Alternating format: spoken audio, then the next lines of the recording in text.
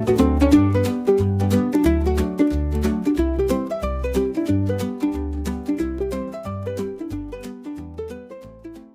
is my garden based off Well Grounded Gardens garden. I didn't follow it exactly. I actually changed a lot of things about it, but the basic design is very similar. And I planted some of her recommended planting, some of her recommended crops that she wanted planted. Not all of them are the same. I changed a lot just based off what I had and what I like to eat and what I think's pretty and interesting. This is the entrance to the garden. One thing I did wrong when I built this garden is she recommended using cattle panel, but I did not know where to get cattle panels, so I went to Lowe's Depot and bought fencing. This would be like what you might use for like a chicken coop or a rabbit hutch or something like that. Perfectly fine piece of fencing, but it isn't as rigid as actual cattle panel. I did later find some and I was like, okay, that design makes a lot more sense now that I see actual cattle panel. With that being said, I'll give you guys a brief tour and I'll tell you guys what I like about this garden, what I don't like about it, and I might go into some other stuff in my yard too, depending on how much I feel like talking. So if my lovely assistant wants to come a little closer. So right here, this is like the front entrance of the garden. You can see the cement block structures that she recommended using, and I did find they work very fabulously. They're pretty cheap. It is a lot of labor to use or to set these up. Once you do, they're kind of perfect. They're very heavy and getting like, I don't remember exactly the count. I based how many I got based off some guy in the comment sections amount of cinder blocks he said, and he was one short somehow. That or I'm stupid. Probably both, but I did find an extra cinder block in my yard.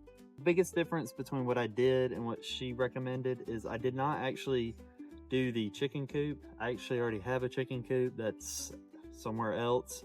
I also didn't plant the substitute blueberries like she recommended. I have access to lots of blueberries via my family and my lovely fiance's family. So I did not plant any of those. Instead, I got this wooden garden bed. I actually got it for free, pre-built. I got connections. And I planted some different things in it, mainly climbing things, pumpkins, the bottle squash she recommended, and a lot of cucumbers. So on this side, I have the cucumbers. I planted the Armenian cucumbers like she recommended. At first, they seem to do a lot better. And I don't know if they're just later in the season or what. But my regular cucumbers I also planted seem to have outcompeted them. The Armenians seem to have, vegetated, if not more than the regulars, but they haven't really produced much yet. I think this is one down here. I can't tell yet.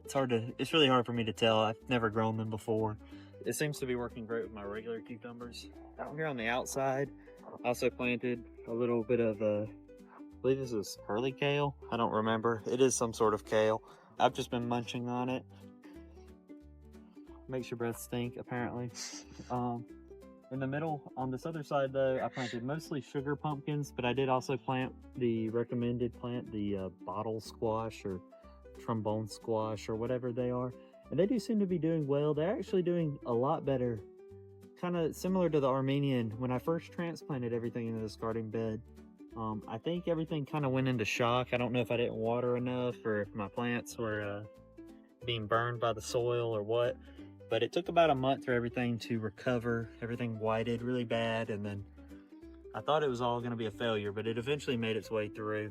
I've got sugar pumpkins planted there. I overplanted this, but I knew I did, but it seems to be working out. The vertical growing, you can see, is reaching almost all the way to the top here. I've also got a couple butternut squashes spilling over the side, but overall, overplanting seems to work good with this vertical planting style. Nothing's really growing too bad on top of each other, and honestly, it's hard for the weeds to even compete with this. Over on the other side here, I pretty much followed this how she recommended. I did not use the variety of strawberries she recommended. I used my own variety, which are kind of an accidental cross between store-bought pine berries that I grew out of spite and native Virginia strawberries. I think they've hybridized because as the years go on, this is like a 4th or 5th year strawberry plant grown from seed. They seem to have hybridized with the Virginia strawberries because they seem to be getting redder and smaller as the years go on. But I did transplant them into this garden bed and they seem to have really appreciated that. They took off. I got more strawberries than I ever have. And then I also did I planted 4 varieties of raspberry. All of them seem to have died except for one, but the one seemed to have taken off. I'm gonna have it grow up and around this little trellis here. Hasn't produced anything yet, but I think it's a second year cane. Somebody smarter than me will know what I'm talking about. On the outside here, my lovely fiance planted some different herbs. So we've got cilantro there, right? Mm-hmm. Yeah, so we got cilantro, basil, and then we do have some wildflowers here. Part of this garden is designed just to be pretty. Also, it's not just about producing a lot of food. That's also why, if you've noticed, on this trellis, the main thing that seemed to be growing on this side is actually morning glories. They grow as a weed here, but I planted them from a seed packet, and they seem to be doing real well. And I don't recommend growing them if you're planning on eating them. That's a powerful disassociative, so I don't recommend that, but they are pretty. In the middle here, I followed her strategy pretty similar. I kind of got a little creative with how the trellis works, and I did plant the exact varieties she recommended. I did plant twice as many though, so I bought these both varieties off of Etsy. Here, I think this is the Jefferson and the Yam Hills are the 2 smaller ones. You can order them off Etsy. They were pretty inexpensive actually for trees. Like she says in the video that they are going to be, you know, they'll produce the next year, but they have grown a lot. It took them a while to recover from their stick form. Around the sides of it, I don't remember what she recommended planting around it, but I had so many peppers, tomatoes, and tomatillos that, you know, my fiance loves salsa, so we planted the stuff to make tons of salsa. The tomatillo is actually performing remarkably well. I'm in zone 7. I've actually never heard of a tomatillo until I was recommended growing. We planted these directly, sowed them, and they've caught up and surpassed all of our varieties of pepper. Again, with the shock issue, when I transplanted these in, they seem to have a lot of shock. I don't know if I didn't water enough or if the soil was a bit hard. That's my gnome. Seems to be functioning pretty well though. Around the outside here, I have the lettuce. I think in the video she recommends growing it under the trellis. And I planted the freckled lettuce. It seems to be growing fine. When I did plant, I originally planned on waiting 2 weeks and planting another row, and I did that. But my second row of lettuce never actually came up. I don't know if the seeds had gotten wet in my greenhouse and had germinated in the seed packet and died.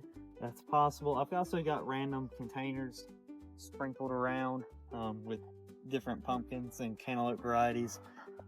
We put these hanging pots up with marigolds in them. I don't think that the benefits of companion planting are transferred whenever they're, you know, 5 feet above the plants they're supposed to be benefiting, but you know, they're pretty. These are the tomatoes, all my peppers and stuff. If we continue around to the backside, the original plan on the backside of this trellis was to plant some hardy kiwis. I've never had hardy kiwis, but I'm interested in growing weird plants. Bought 2 from Tractor Supply, not calling out Tractor Supply, but they both did die and not do anything. The backside of this is mostly empty now. I did go back and buy a goji berry, and you can see it right here, mixed in with my radish seedlings from previous years. It seems to be doing okay, but we'll see. It might take over the backside here. If it does, I'll trim it. In these pots here, I've got a couple of beans planted. Those are just planted just because I had them, and I'm trying to fill in this outside rack here. This isn't exactly the design she recommended. I think in her design, she had it fold around the back and then had like a tarp or something laid down to be a composting bin that your chickens were meant to be able to dig in. And I actually already had a composting bin, the wooden one here. We'll walk around and take a look at that. This is my composting bin. I have it propped open with my handy shovel. There's a lot of hay and stuff in here right now. And this is kind of a garbage compost bin, so I just throw in whatever random junk. If I weed the garden, I throw it in here and I leave it propped open so it gets rained on. And then every so often I dig some from the bottom and use it as starting soil or sprinkle it onto stuff that looks like it's struggling a little bit. like I said earlier, we didn't get proper cattle panels. We bought these fencing things, and one issue we had with them is that they were not rigid enough to form an actual trellis here. And so what we had to do is get creative, and we built these tube structures here, which I kind of feel very vindicated by. They seem a little wobbly, but they did survive Hurricane Helene somehow, so I'm very thankful for that. But they do function well, actually. And I've got beans planted here as well. They seem to be growing up. These are common beans. I believe in the video she recommended planting like mosaic beans, or I may have gotten that from somewhere else. And I did plant those, actually. If we look behind us, Abby, one mosaic bean. They do not seem to be able to compete with the common beans. I have common beans planted. These were actually planted way after this mosaic bean was, and as you can see, it hasn't produced yet, but it's still flowering. And it has already climbed to the top here and is taking over this trellis. It's almost reached the pump. In fact, I think they have. They're just barely touching. They're like friends. But yeah, that's basically the garden. What I like about it so far is it is a very pretty garden. I haven't done a lot of vertical growing before. I usually plant stuff on the ground and just let it spread out. The vertical growing does seem to be very effective in reducing the amount of weeding that I have to do. It's also, you know, like I said, it's very pretty and it provides shaded areas. So the upsides of this garden so far is I haven't had to weed a whole lot. You know, around the edges, stuff does start growing. I don't own a weed eater, so I have to do that by hand. But really, that's just food for the ducks. The downsides of this garden, I'd say that the space, obviously, you know, she designed this to be a compact garden, which so obviously there's not going to be that much space.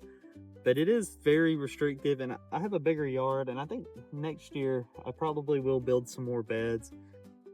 There's a lot of dirt requirements, so if you live somewhere real small, I'm not sure exactly how you would get all the dirts to fill in your beds like this. It is a lot more of a productive garden than not gardening, but really it is a very well designed garden. A bit small. I wouldn't recommend having the chickens in here like she says in the video.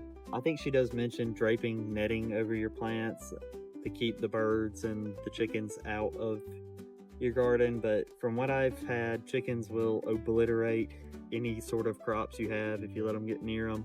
And you know, a little garden like this, if I had a little netting fencing keeping my chickens in here, they would get picked off one by the hawks. But yeah, I would recommend growing this garden, especially if you're space confined or if you just want a garden that looks good. I think a big part of having a productive garden is having one that you want to be in, and it being pretty helps a lot.